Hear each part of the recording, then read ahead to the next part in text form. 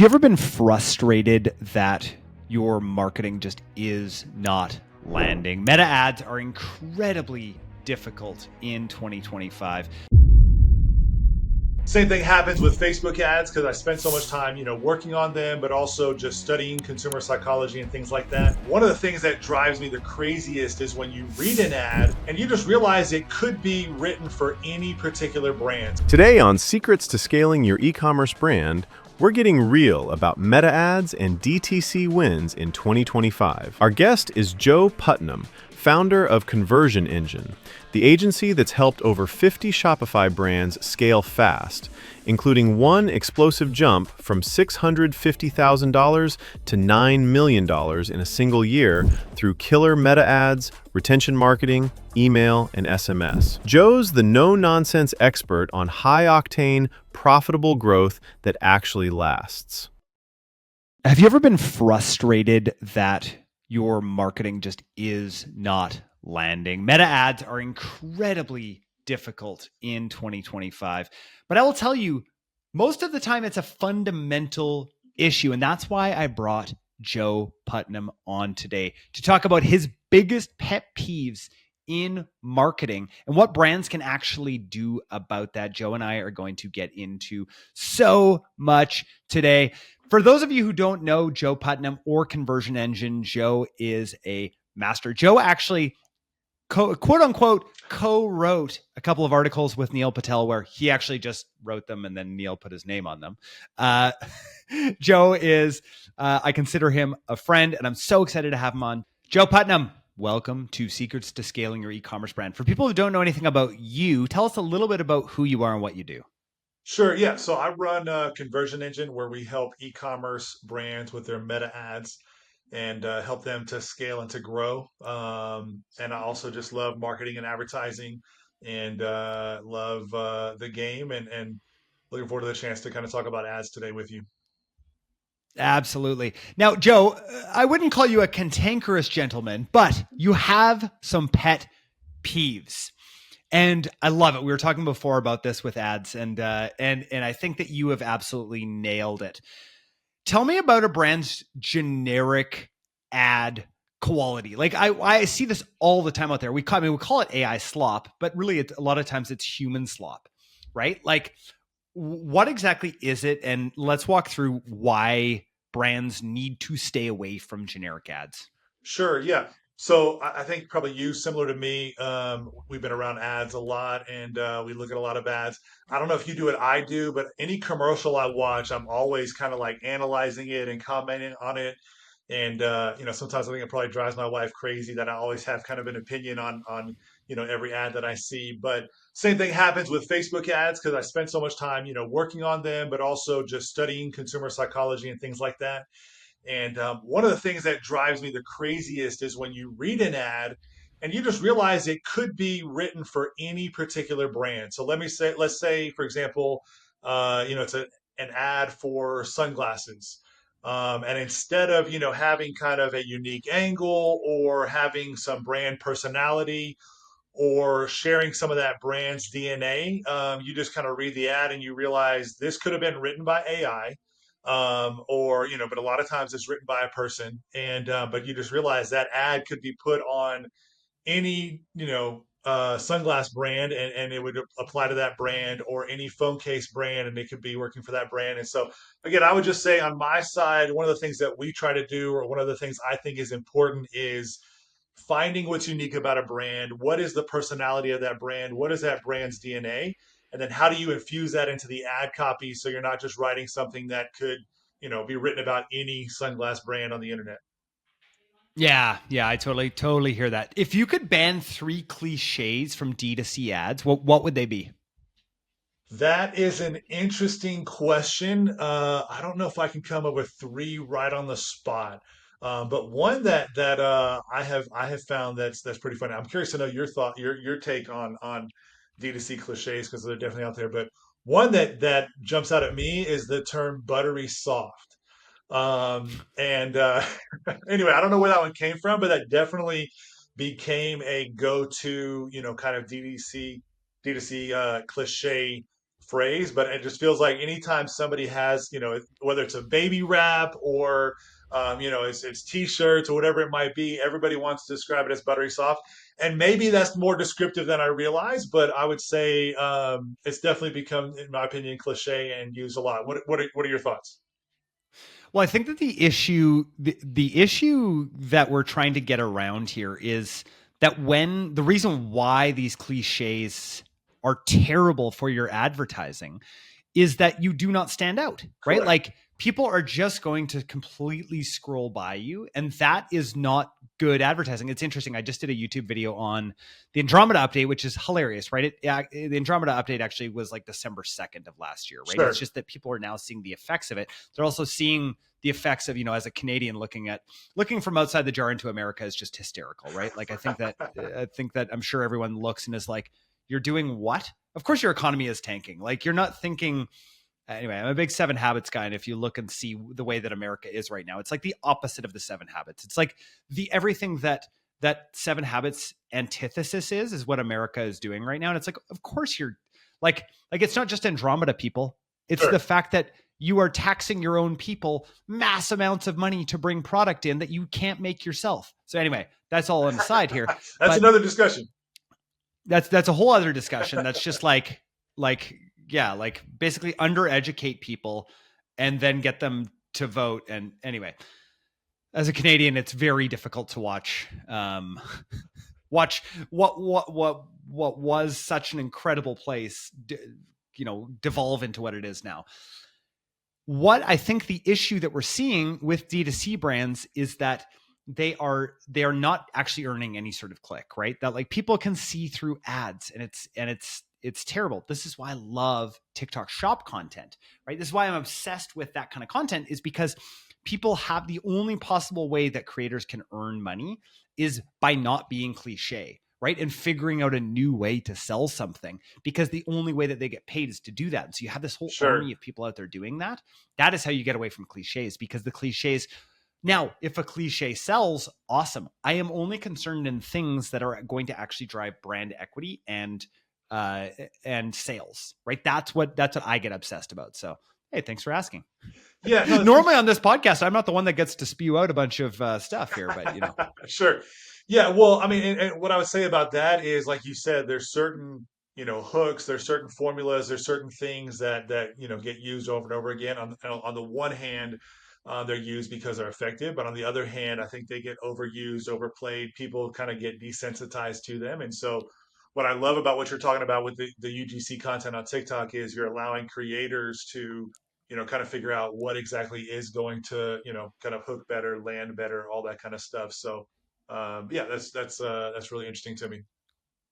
pet peeve number 2, AI written ads. So where in your mind do AI tools really come in? And let's argue about this.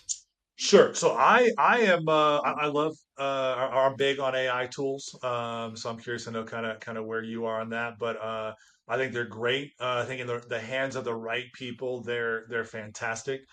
And so if you put AI in the hands of an expert, I think you can use it very well. To me, the problem with AI is when you use it completely and don't have any kind of human element involved in it. So, just to give you an example, like I said, I've been studying marketing for 20 years, studying advertising for 20 years. Every time I see an ad, I'm studying it, I'm analyzing it, I'm processing it, things like that. And so, there's things that you and I understand about consumer psychology based on books that we've read and things that we've done, and the millions of dollars in ad spend that Totally. we've spent that other people just don't see and haven't kind of learned. So if you're a brand and you just copy and paste AI copy into the ad account, it's going to sound like it's written by a computer, and that means instead of kind of building your brand equity, and instead of kind of building a brand that has personality, it has a unique DNA, all that kind of stuff, a brand that actually resonates with people and gets stronger as you go. You're becoming a brand that's just sharing copy and paste copy, and not everybody's going to notice it, but I think people can feel it. It just feels more tinny. It just feels kind of off, and you're missing an opportunity to really build your brand. So to me, the key Totally. is sorry, and I would say where AI shines is coming up with idea generation. So some brands are struggling with not having kind of enough ideas, and AI helps you to generate those ideas. But in my opinion, should not be used as a kind of copy and paste type of a tool. Absolutely. I am like totally with you on that. I think something really interesting. I think about Charlie Munger, right? Warren Buffett's longtime business partner. He died last year, Yeah, the that's right. year before. Incredible guy. And one of the things that Charlie talks about extensively is mental models, right? And I call them frameworks, right? Sure. And where I see AI absolutely shining is when you as a human can call out a framework, right? You can call out a mental model, especially in advertising. It's really important to understand there are principles behind all of this stuff that you may not really realize, which is why reading old school advertising books is still Sure. the best way for you to understand how to advertise. I think that when you're able to do that, because the AI now is so incredibly smart, that but the problem is the majority of people, like if you give my 12-year-old AI versus giving me AI, we're going to Sure. get completely different answers because I'm calling certain things out of it, right? But if you don't know what to call out of it, like your team and the people that are using AI need to be incredibly well trained on understanding what good looks like. Right. I think that people that are at our level, Joe, comparatively to like a junior marketer, are going to get completely different results, right? For sure. I just consider it the new pen, right? It's just the new pen Yeah. that you're like, oh, okay, so I'm going to use it here. I'm going to use it here. I'm going to go and tweak. I'm going to like that sort of thing. Um, I think it's still very interesting that AI continually in writing gives itself away with M dashes. I still don't understand. I'm like, why? Like, we all know this as a problem. Like, Yeah. why do you give yourself away with that? Yeah. Even when somebody like is like, oh, hey, just clean my writing up, it cleans it up and then adds an M dash, and you're like, no, Yeah. why would you do Yeah. like now everybody in the world knows Yeah. that AI has been involved in that in For some sure. sort of way. Yeah. Anyway, I don't exactly get that. Well, I was thinking about that today actually because I was thinking two things. One, how has it not kind of evolved and improved? But the other one is I'm just curious to know how it became so infatuated with M dashes because that's not kind of a way people write. And I actually have used M dashes for the last 10 years. My wife, she's an editor and she has a master's degree in English and things like that. And so I've personally been using M dashes, not as much as AI does for a long time. But like you said, AI came along and just kind of ruined M dashes, where now people think as soon as they see one, it's AI content. So it's definitely a fascinating thing. It totally is. So I was reading. There's like these certain like books that I read to my kids, and they're like all about the universe and dinosaurs and like really incredible books. And they kind of like outline something, and all of them have M dashes all throughout. And I was like, Sure. this is crazy. And this is like way pre AI. They're like older, kind of like encyclopedia sort of books. So I was like, oh, they did exist. Right. Yeah. Yeah, and I didn't even know how to use them before. So Sure. anyway, Right. that to me is totally a pet peeve sort Sure. of idea. Well, and hey, I'll give you one more just kind of really important example would be, not only to me, if you copy and paste, do you risk your ad being artificial? Which, really when it comes to ads, what you should be doing is you're trying to connect with another human being. And you also want to connect at an emotional level. So when ads are, there's an emotional experience with them, that's when ads are the most effective. It's not just about logic. But anyway, not only do you risk, missing that if you're just copying and pasting from AI, but the other one is you're risking mistakes. And so, there's these stories out there. I think it was a consulting firm in Australia or somewhere, and they submitted kind of a report that was built by AI. And the company paid millions of dollars for it, and they found mistakes in the report that was generated by AI. So the company was suing and saying, "Hey, we paid you to do this consulting for us. You submitted AI stuff that had errors. We deserve to get money back on what we paid you because, of Totally. this kind of thing." So anyway, just, kind of applying that to ads. If you do, if either your ad buyer or your agency or your in-house team is just copying and pasting and not reviewing it, or if you have an ad buyer again, from the Philippines or something, and they're not reviewing it, there's a risk of having a mistake in your ad, which could create, kind of big problems. And so again, that's why there needs to be the human element, the human touch, editing, all that kind of stuff. Totally, totally.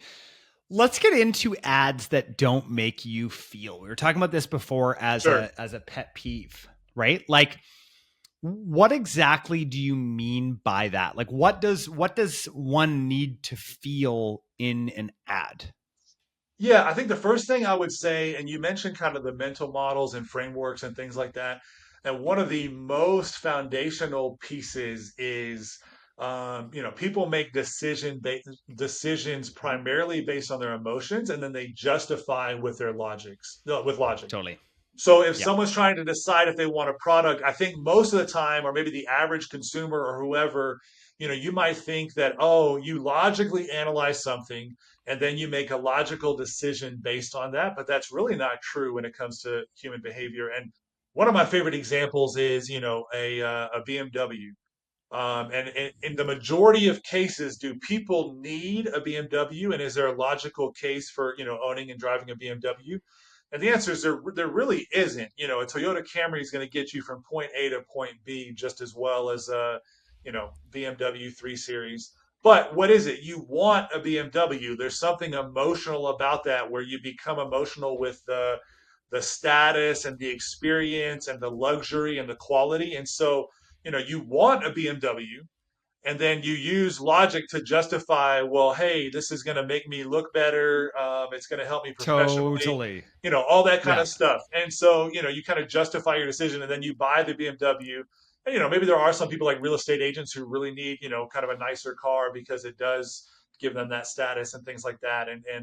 So anyway, the point with that is when it comes to ads should be targeting and people emotionally, and making them feel something, and especially making them kind of desire what it is that you're selling. So you need to hit that kind of emotional level first, and then you Mm. reinforce it with kind of logic and reasons and things like that. And so, anyway, to me, if you're not making people feel something with an ad, then you're missing a really important part of the process.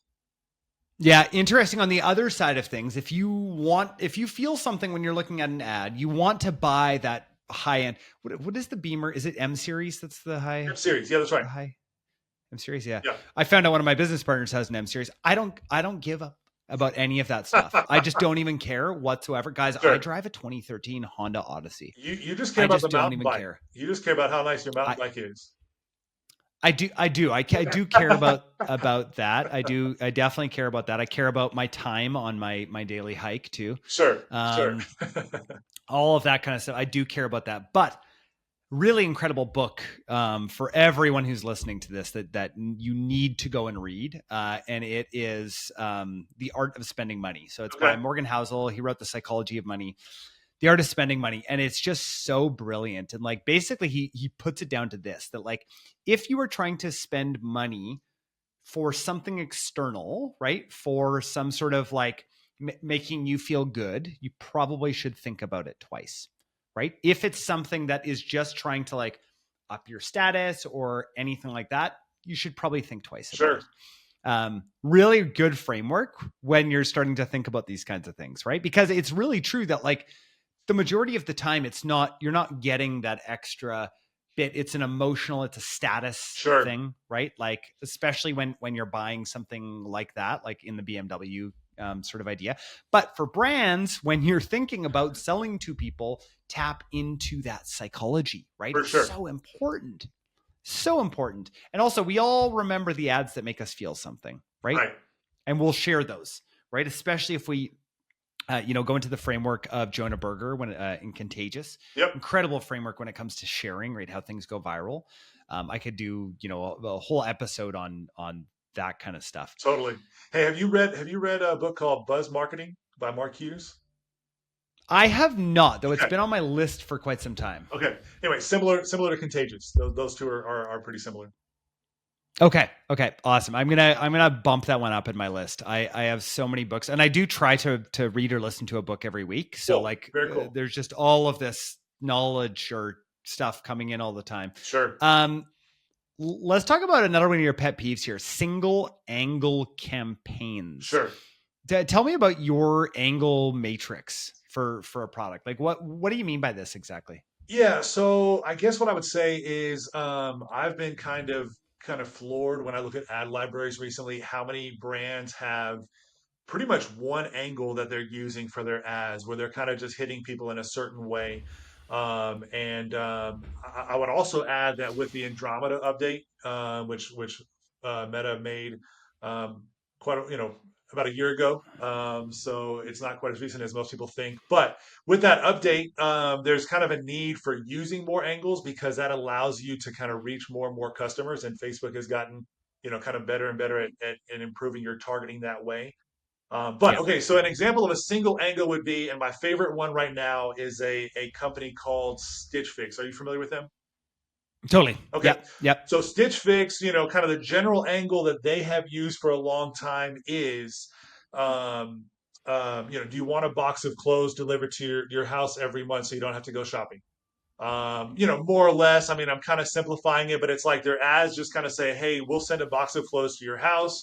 You don't have to go Yeah. shopping. Is that something you want?" So that gives you kind of like a binary decision process as a customer, which is, do I want a box of clothes or not? And you know, Yeah.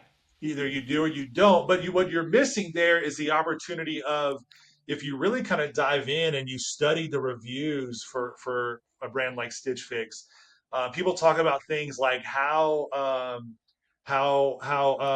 much better the clothes fit that they get from Stitch Fix. They're like, "Hey, I've never Mm, had clothes that fit better than the ones that I get from Stitch Fix," or they'll say things like, "I've never been more confident than now that I'm getting clothes from Stitch totally. Fix." Yeah. And there's another side where Stitch Fix has this feature where people can shop on their own. Like, it's not just you get a box of clothes from a stylist, but you can pick out your own stuff that's already been kind of styled and picked and sized for you. So that they would just be an example, but you could apply this to any brand where instead of just having that one angle where you're always saying, "Hey, we send out a box. Do you want a box of clothes? We'll send you, clothes every month." You're kind of highlighting, "Hey, your clothes are going to fit better than they ever have before. You're going to feel more confident than you ever have before. You're going to become the best dressed person in the room, whatever those are." And so, again, having your ad library, and let's say you have 50 ads going, instead of having, one or two different angles, the goal is to find five, six, seven, eight different angles that kind of target different psychological experiences, but also target different types of customers, and kind of allow you to stand out that way. Absolutely. I have seen that a lot. I think that brands just lean into this over the years where it's like, okay, we found this one angle. We're now just going to like market this one sort of thing. In the world of AI, I mean, review mining is like one of the most For incredible sure. things that you can do, Yeah. right? Like Yeah.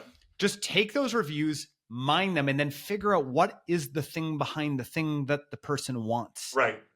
right? Like that's the thing at the end of the day. Like with Stitch Fix, right? That really is what they are trying to do. Like they're selling confidence, Right. right? Like when you are wearing the right clothes for you, you feel so much better, Right. right? Like that's exactly what they're selling. Instead of selling the I mean, this is just a features and benefits kind of conversation, right? That at the end of the day is like what it comes down to.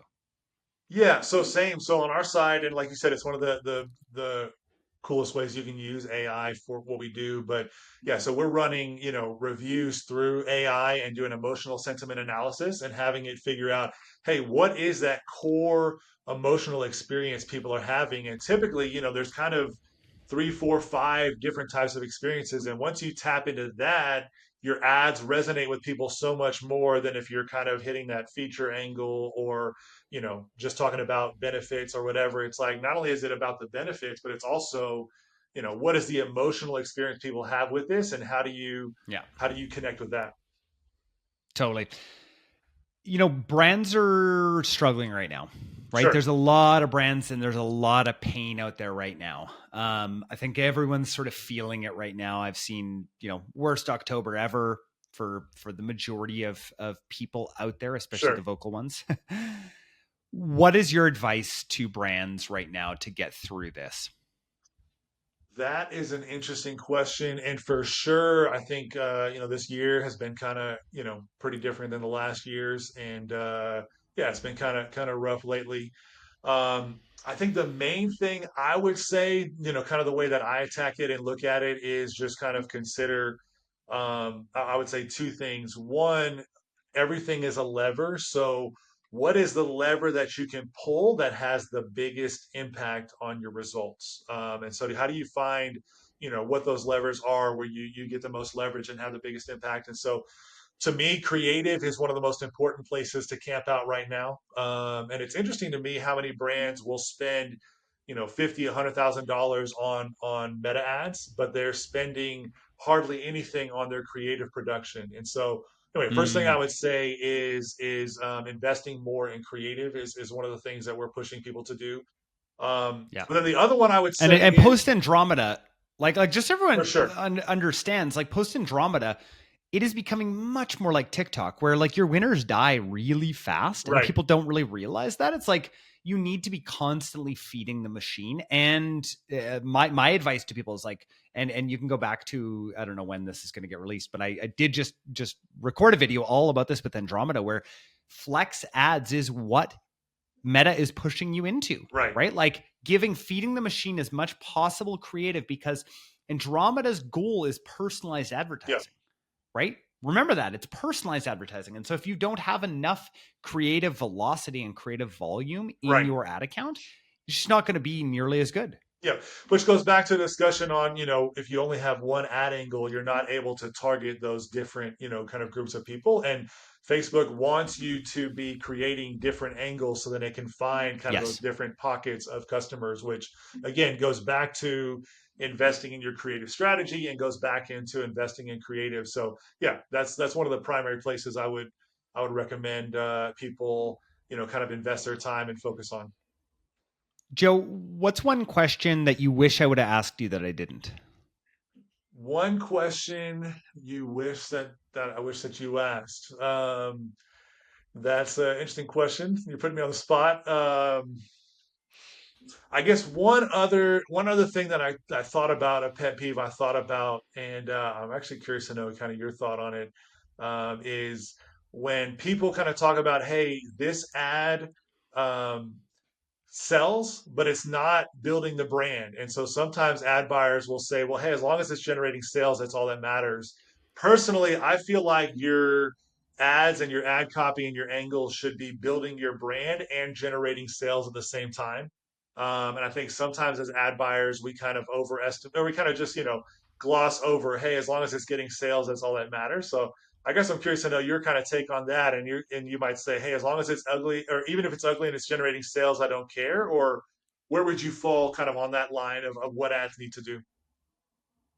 So I think that the majority of people that are listening to this are building brands. Now, if you're just selling a product on Amazon, Sure, right, and all you're trying to do is arbitrage and not build something, then just keep doing that, right? Just keep doing that. If you're just trying to like make a bit of cash, put whatever ad up you want that's going to sell, sure, right? You might as well just be an affiliate marketer. sure, If you are trying to build a brand, remember, a brand, in my opinion, is a separate entity. It is, you are building something. You get the responsibility of building something that turns into something in the ethos, right? And sure. with that, you need to protect that brand, Yeah, right? And that doesn't mean that you're not going to try some cool things, but if your only goal, right, let's think about again, I'm just like I always go back to principles, right? And I think about the goose and the golden egg, right?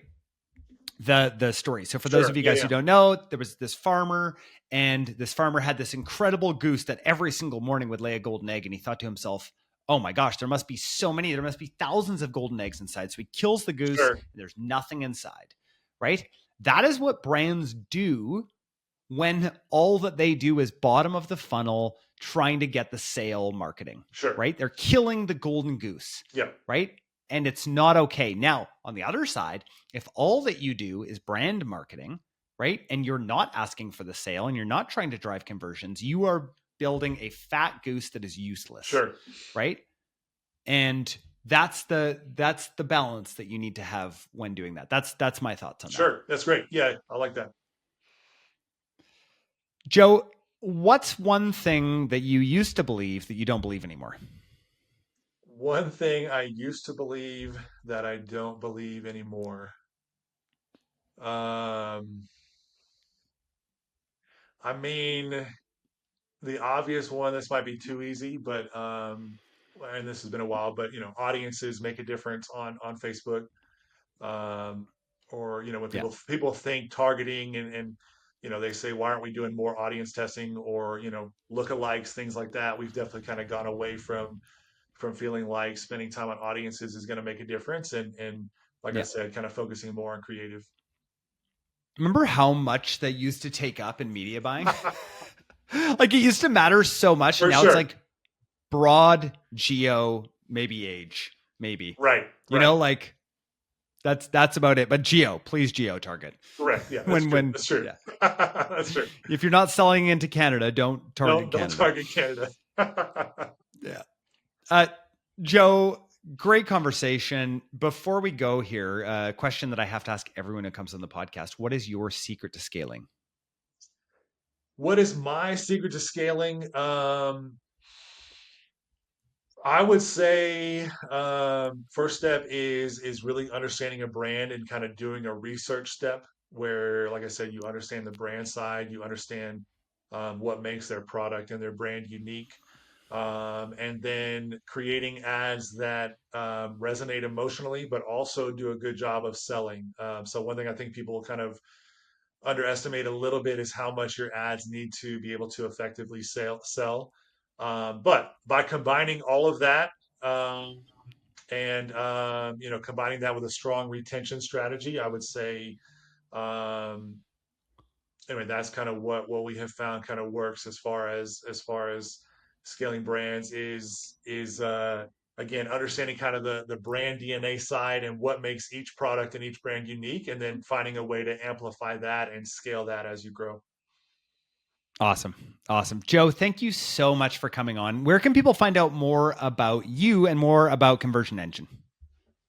For sure. Yeah. So best place to find us is conversionengine.com. I'm also on Twitter and LinkedIn, so people want to find me there, they can find me there. But Conversion Engine is the main place to find us. Awesome. Joe, thanks so much for your time today. Super, super appreciate having you on. For sure. Glad I could be here.